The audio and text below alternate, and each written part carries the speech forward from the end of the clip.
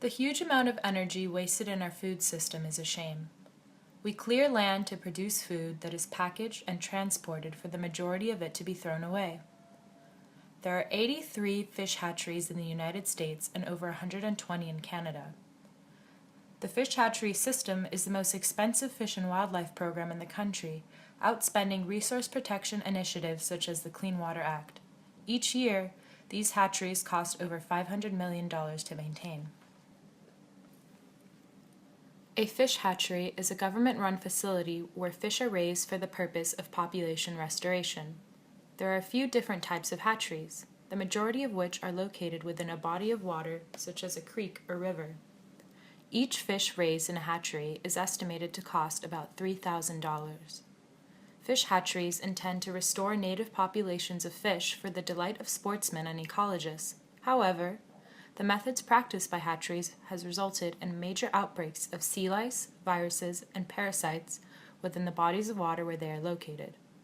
Contaminants are spread through the nets which separate wild fish from their domestic counterparts.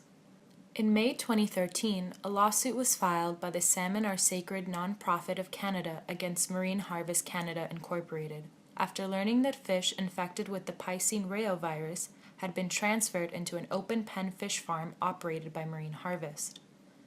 The court sided with Salmon Are Sacred and struck down conditions that allowed private companies to transfer infected fish to open-pen farms in the ocean. Often, fish raised in hatcheries are outside of their home environment. An Atlantic salmon escaping a West Coast hatchery to spawn in the Pacific threatens the biosecurity of an ecosystem. Broodstock fish are not produced to alleviate dwindling wild populations, but are intended as subsidies to the harvest population, which is genetically distinct from wild populations. Therefore, fish within the hatcheries have little reproductive success if released to mate with wild salmon. Hatchery populations are not self-sustaining and equate to a low return on investment. On top of being an inadequate, expensive solution, hatcheries are major polluters of waterways, dumping chemicals and solid waste into streams. The introduction of salmon hatcheries has adversely affected wild salmon populations. Climate change, fishing, and logging industries are other factors that hurt wild salmon's chance of survival. Salmon are incredibly valuable creatures in and outside the scope of the ecosystem. As keystone species, many animals rely on them to survive. They are a large part of the fishing industry. Salmon runs are a cultural staple for many indigenous tribes in the Pacific Northwest, and our continued fiddling with the salmon runs has severely affected their main source of food.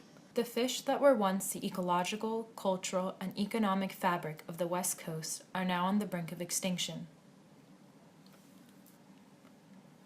Native peoples of the United States and Canada are the most at-risk communities for health issues such as diabetes and obesity.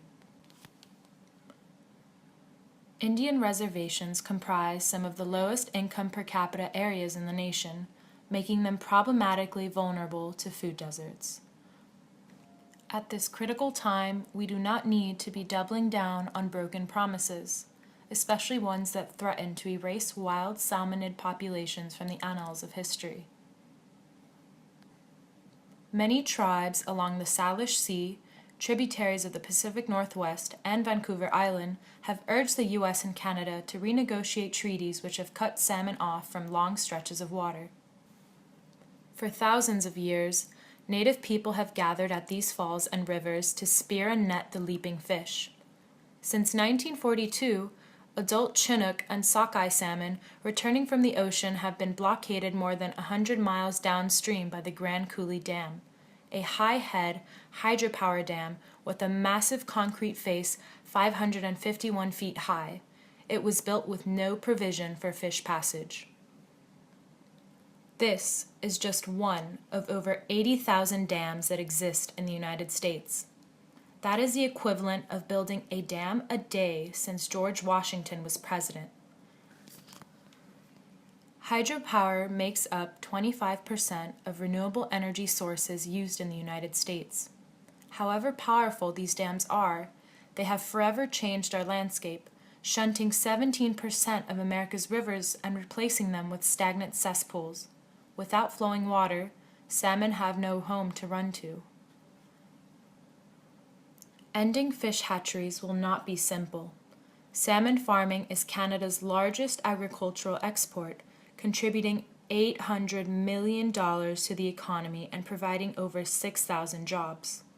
In the United States, hatchery salmon dominate those in the wild. About 40% of the salmon caught in Alaska and 80 to 90% caught in the Pacific Northwest start their lives in a hatchery. They contribute over $270 million to the commercial fishing industry.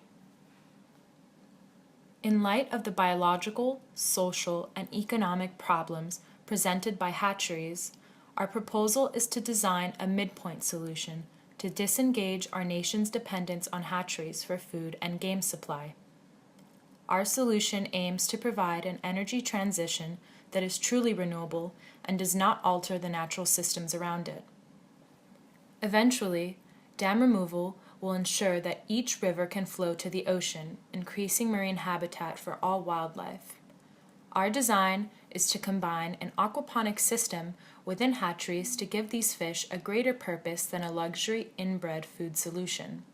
This design would provide affordable and sustainable produce for local communities. Pushing our idea further, we would like to incorporate algae biofuel systems into our proposal. Microalgae is an extremely energy-dense biofuel that grows rapidly and can be sustained in wastewater. The U.S. Department of Energy researched using algae as biofuel in the 1980s and 90s and determined that biodiesel from algae could be the only viable method to produce enough fuel to replace current diesel usage. Algae is a part of salmon's diet. Our system maximizes the food web to create a highly efficient source of nutrition for humans, animals, and the living systems around them.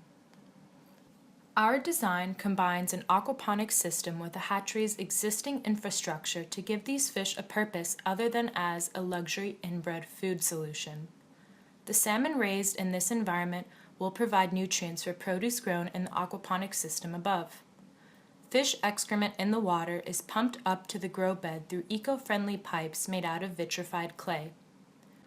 The fish waste fertilizes plants in the system while microorganisms in the grow bed turn ammonia into nitrates, which are then absorbed by the plants as nutrients.